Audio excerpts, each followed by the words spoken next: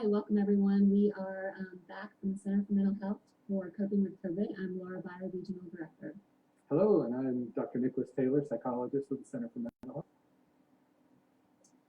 Great to have you all here today. We are going to talk about something that we are all working to manage, and that's maintaining and improving, if possible, our family relationships at this time.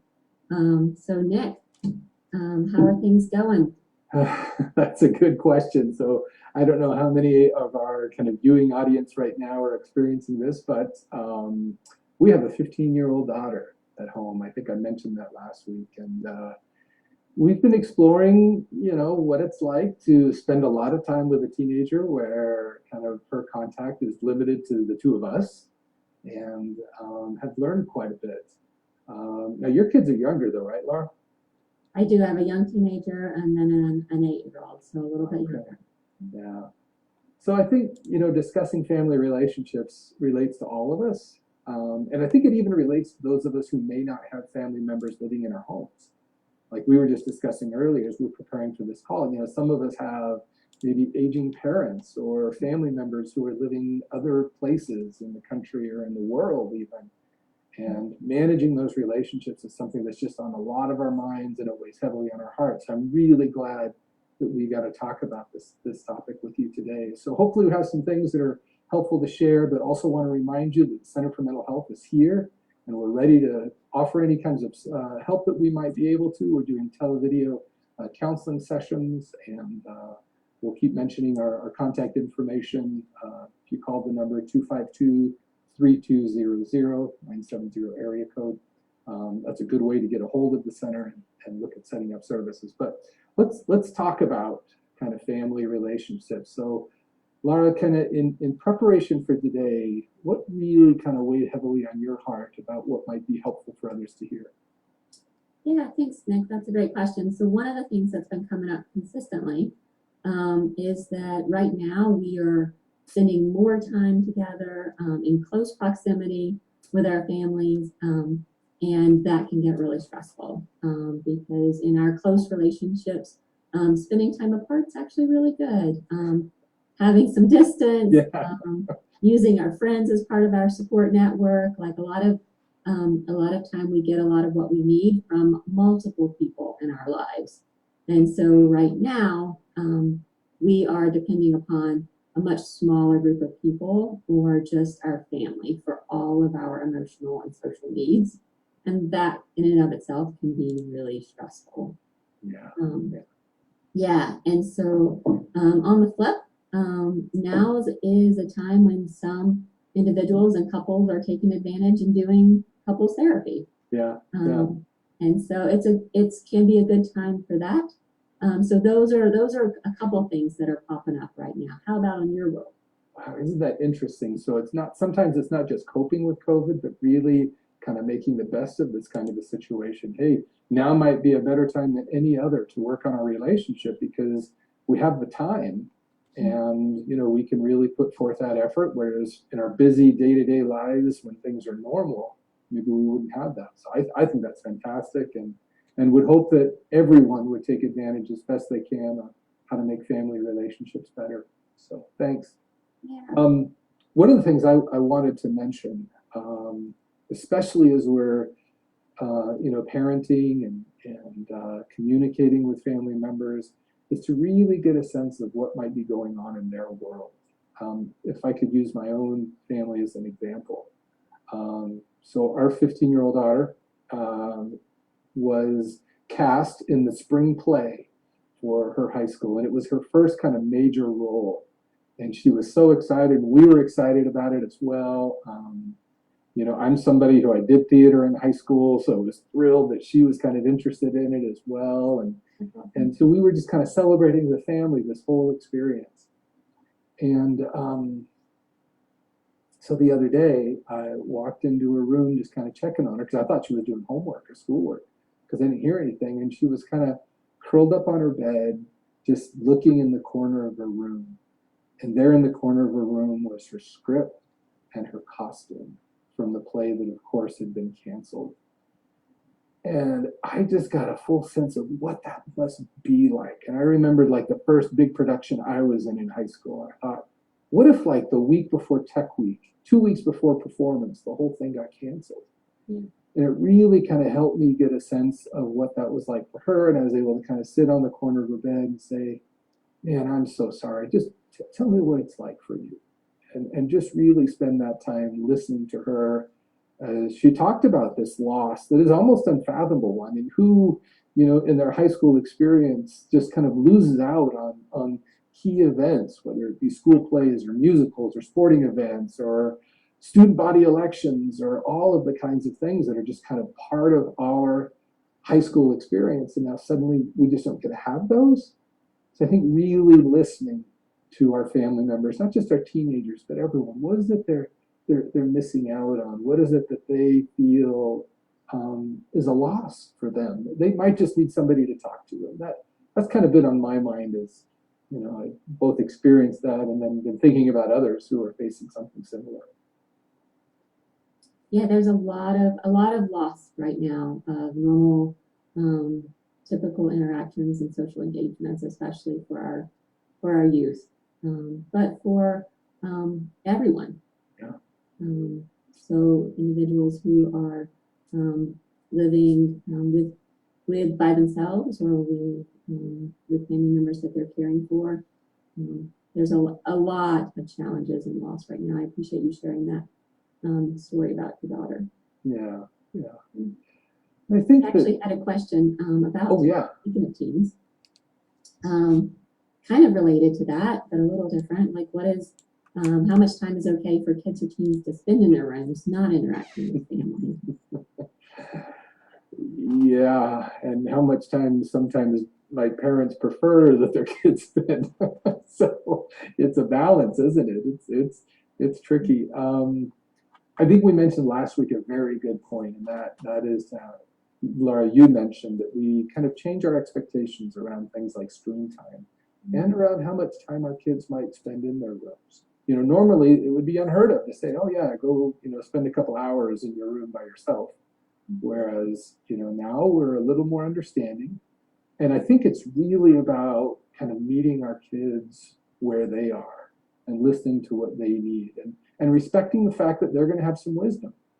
Now that's hard, listen to me, father of a teenager. I always think I have everything figured out and I can tell her exactly what it is she needs to be doing. And, learning now that with this kind of an environment that is so different than anything I've ever experienced or most of us ever have, it's important for us to just listen and say, well, you tell me, so you want to spend some time in your room. I understand that. What feels right to you? How much time do you need right now? If you want me to come in and check on you, or you want to just be left alone, what's going to be best for you? So I think it is about listening. Now, younger kids, that's a little different because we've got to kind of also figure out how to keep them entertained a little bit, don't we? Yeah, I would agree. Our expectations have changed greatly right now. And knowing that when the time comes when we can do more, that we will change the screen time expectations back to what they were before. Yeah. But I also am, as I've been talking to people this week, I'm hearing that there's a lot of screen time fatigue. Like kids, families, we've done a lot of screen time over the last couple of weeks. We're looking for something else. And so one of the things that is available is the library, whether that's listening to an audiobook or getting something cool delivered.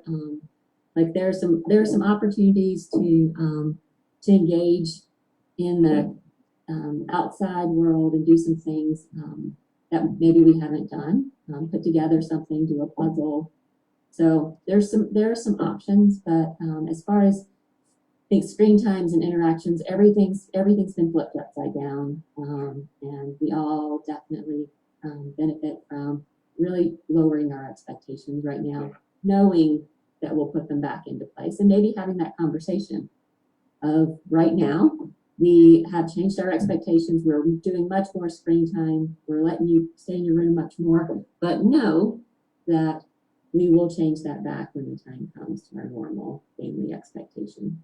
I think that's a really good point. That we have some flexibility now, knowing that it will change in the future once things get back to normal, but we have that flexibility now. I feel like it's been kind of educational for me because before this happened, I would say that kids that I work with, my daughter and others, definitely experienced a lot more screen connections than I ever did.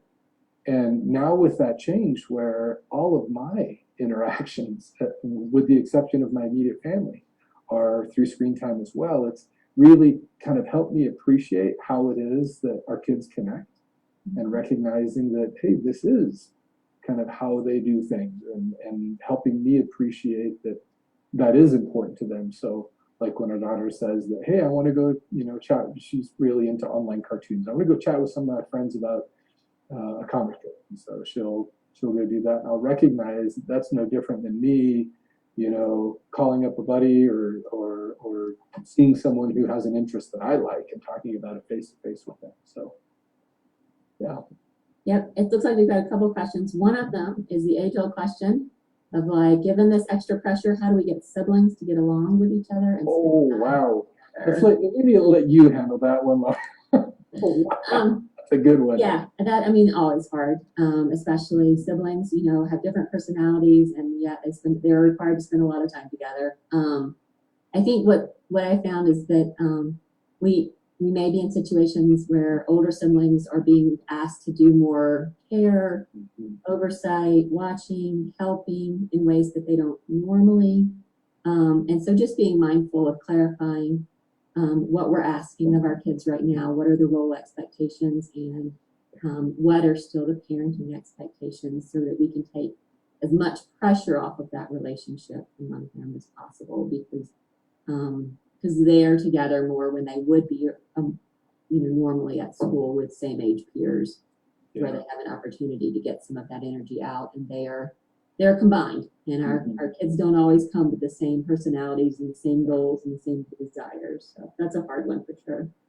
I think it's important also that we notice the things that are going well, because it is a lot of time that they're spending together, and there are going to be those times when they're scrapping and disagreeing and maybe not getting along so well.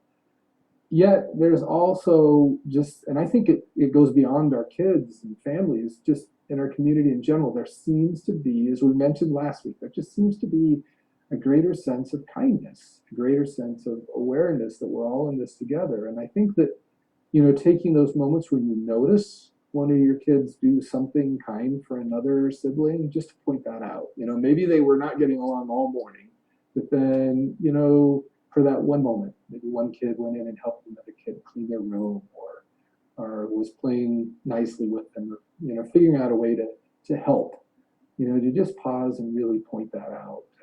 It gets so easy to recognize, their kids just aren't getting along well at all, that sometimes we fail to recognize those times when they really are doing things that are helping and working. So we want to make sure we're recognizing those things as well.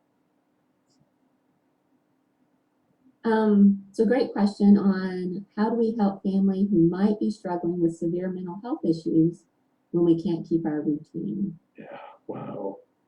That is a really good question, because sometimes those routines are part of treatment.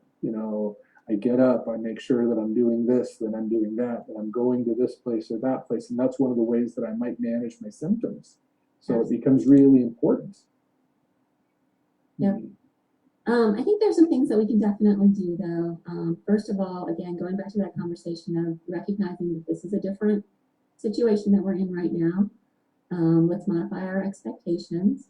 And then what are the things that are helpful that we can do? So screen time, as much as we just said, like it's okay to do screen time right now, screen time is not great for mental health. And so figuring out how to limit some of that screen time, paying attention to ourselves, and noticing when we're not doing well, what are the things that are happening around us when we're not doing well. And then I would say, and Nick, jump in with some of your ideas, but as far as routine goes, we will, as human beings, we tend to feel better when we are able to accomplish something, do something, even if it's small. Right. And so I know when everyone's home, there's more dishes, there's more, stuff around the house, and all of those things can also be frustrating as well. But figuring out how to do a little thing, get some sun, it's a beautiful day, Yes. get outside, get some fresh air, always good for our mental health if we've been inside a lot to get that fresh air. And then figure out what is something that I can accomplish today, even if it's really small. What is a project I can start? Those things are really good for our mental health. And then sticking to the basics like a shower, changing clothes, connecting with a friend. Yeah, Nick, what are some ideas that you have? Oh, I agree with everything you've just said. And I am so impressed that the people that I am privileged to, with whom I'm privileged to work, who have some challenges with their mental health, how they have this amazing capacity to nurture. And it always is kind of uplifting to me to hear about how they take care of the pet. Or I heard one the other talking about how someone was talking about how, it's becoming spring and just the opportunity to take care of a small garden just really is helpful to them. And I'm inspired by, those kinds of things that are happening in someone's life, even during a challenging time like this. As the weather's getting better and it is becoming springtime, maybe we can just get outside a little bit and take care of a small garden or a rose bush or something that's close to us, or take a pet for a walk. It's actually been really nice for me when I take our little dog out for a walk and see other people out there. We're like waving at each other, and there's that kind of meaningful interaction that's happening from a distance. And I think all of that is helpful for someone, for whom those mental health issues may be challenging right now. And if someone's mental health is kind of, more severe, I'm reminding people that right now is a time that counseling is available. As clinicians, we can come into the home via video like we're doing now, or through the telephone, and can do that more than once a week if needed. And so you have a loved one who's dealing with a significant mental illness and needs that support, encouraging them that now might be the perfect time to get some counseling and get some support around the issues that they're struggling with. I would agree. And of course, just to kind of keep it out there, just to make sure that everyone knows, the phone number to call to set up services would be 970-252-3200 in our catchment area. And I love how Laura said that we can actually come into your home. I mean, I've never been able to do therapy in someone's home before, but now we can do that. And there is that opportunity to take advantage of those services if they're needed. Yeah, and in addition to that main line, if anyone needs support 24 hours a day, we have the support line available at 970-252-6220, and we'll put that number in the comment section under this live stream, so that's available. And that's free. Anyone can call it 24 hours a day. So if you have a concern about your loved one or yourself, know that you can call and talk to someone on our facility and get some information. So. And I love the point that you're making, Laura, which is that, if ever there were a time maybe to think about getting some help, now could be it. I love that we get to kind of broadcast our services in the way that we're doing right now, so that hopefully other people might feel some comfort in maybe reaching out for some of those services. So yeah, I think that's great. There's a couple other questions. How do we take care of ourselves when other people are, how do we take care of our own frustrations when other people are also frustrated and we're all really stressed? And then, of course, our marriages and partner relationships, how do we take care of those relationships when we're in such close quarters all the time? Right. So those are great questions. Those are really good. Yeah, I know. As a mom, if I'm not taking care of myself, then everybody else feels that too. And so making sure we're covering the basics is, I think, always a good place to start. So taking care of, now's a really important time to eat well, to sleep well, to get some exercise, to do some deep breathing, really make sure that the basics are covered. In order to be able to take care of our loved ones, we have to bring our own stress level down. There are some great apps for yoga apps, mindfulness apps, deep breathing apps.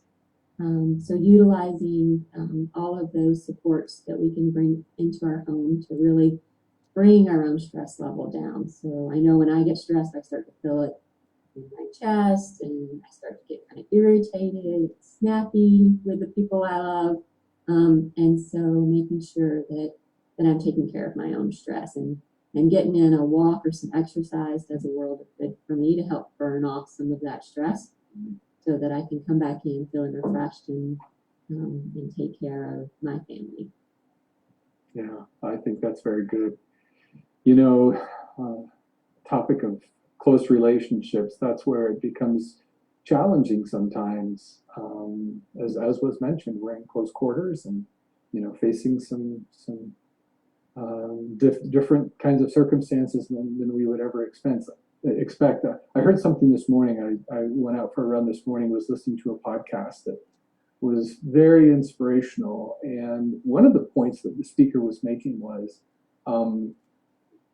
you know, he was talking about compassion. Compassion is of course, very important in relationships, but it was something I hadn't heard before. That is, if you break down the word compassion and look at the roots of the word, so calm means kind of together, so communication. The root of that calm means it's things that we're doing with others. And passion, we always think means, oh, it means, you know, strong feelings. And actually the Latin root of the word passion has more to do with suffering or when we're in a tough way. So compassion has also a lot to do with feeling when someone else might be struggling.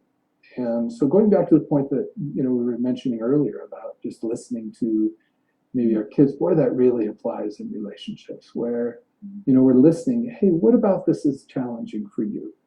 I would like to know what this has been like for you. So we're just really working hard to pay attention to each other, to pay attention to what might be challenging and how we might be able to help out. I think that that small amount of concern and care in a relationship can go a long ways. And, you know, it's something that a spouse or a partner may be a little surprised that there's that kind of concern expressed, but it's always well received. And you're never going to go wrong expressing that kind of concern and wanting to know how someone is you know, dealing with a struggling or difficult circumstance. So I think that's a great question. Mm-hmm. Absolutely. And one of the resources we have is MyStrength. And so wanting to make sure everybody has that information, so the Center for Mental Health provides a free resource to our community called MyStrength, which is an online web-based platform. And we will put the access code, so if anybody is interested in signing up for that, you can see that in the comments, but it's super easy to sign up for. And there's information on MyStrength about parenting, relationships, alcohol abuse, substance use, sleeping, chronic medical conditions. There's really a little bit of everything on there. And so that's and some mindfulness and deep breathing, as we were just talking about a second ago. So really a great tool that the center provides for our community. So if you're interested in that, log in, and that might be a good place to just start having some conversation with your kids about something that you found or read, or with your spouse or significant other. So want to make sure that everyone knows that resource is available too. It's a great resource. And I don't know if anyone else is discovering this, but with the extra kind of time that you have at home, maybe there's some things that before were kind of neglected that now we're getting a little more attention than they have in the past. I know my wife was the other day, you know, noticing something that she'd been wanting to do for a long time and had the time and was able to take care of it, which was kind of neat. But it made me think about how, you know, now is the time to kind of look at ourselves and different things that we might want to improve or get better. And and knowing those resources are out there, boy, if ever there were a time to access those resources, maybe look at them, the MyStrength resource, or as we mentioned, maybe some televideo therapy. You know, now's a really good time just to see if we can, you know, work on some things that might need a little bit of attention. Yeah, absolutely. We're all juggling different stressors and different roles, parenting at home, doing all of the different things we might be. Maybe one of us was a primary support for the family. Now someone else is. And it's a time right now that's super challenging. So I think, just like you were saying, Nick, extending some grace to our significant others, our family members, our kids, but also definitely extending some grace to ourselves right now. Yeah, I agree. As we are all doing the best we can to get through this really difficult time. Yeah. I like something that you shared the other day, and I mean, if you don't mind, I'd like to repeat it.